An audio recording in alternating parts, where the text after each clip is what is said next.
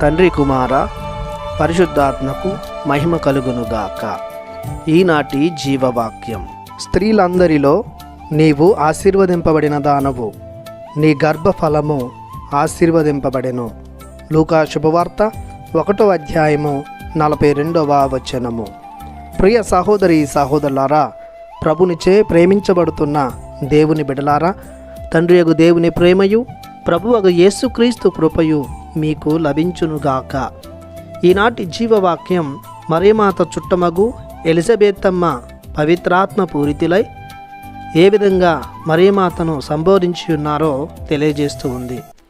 కన్యమరియ పవిత్రాత్మ ప్రేరణ వలన, తండ్రి దేవుని తోడు వలన 3 నెలల గర్భవతి అయినప్పటికీ 6 నెలల గర్భవతి అయిన ఎలిజబెత్తమ్మకు సేవ చేయుటకు వచ్చి ఉన్నారు.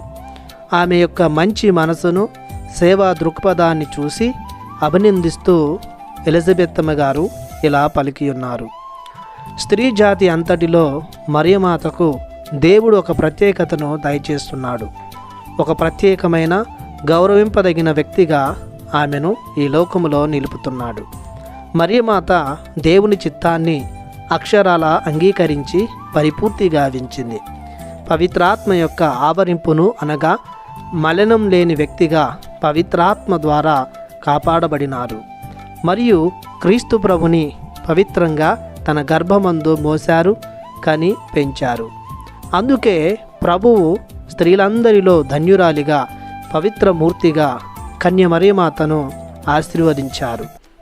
ఆమె గర్భఫలమైన క్రీస్తు ప్రభువు కూడా దేవుని మన్ననలను పొందుకున్నారు. కన్య మరియ మరియు క్రీస్తు ప్రభువులు ఇద్దరు దేవుని అనుగ్రహాన్ని సంపూర్ణంగా పొందుకున్నారు. క్రీస్తు ప్రభువు ఆమెని లోకానికి ఆశీర్వాదకరంగా, ప్రార్థనా పరురాలిగా, నిత్య సహాయ మాతగా, ప్రభుని చెంతకు నడిపే ఆదర్శ శిష్యురాలిగా, సువార్త సహచరునిగా అప్పగించాడు. నీతిమంతురాలైన మరియ పవిత్రమూర్తి అయిన మాత.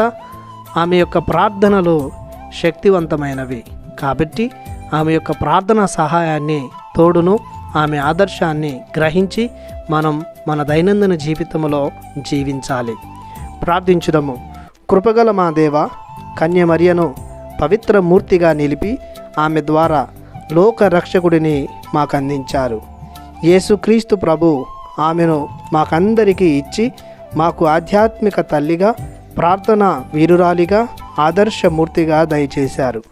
ఆమె శక్తివంతమైన ప్రార్థనల ద్వారా మీ అనుగ్రహాలను పొందుకునే ధన్యతను మాకు ఎల్లప్పుడూ దయచేయమని యేసయ్య పరిశుద్ధ నామములో ప్రార్థిస్తున్నాము పరమ తండ్రి. ఆమెన్. దేవుడు మిమ్ము దీవించునుగాక. ఆమెన్.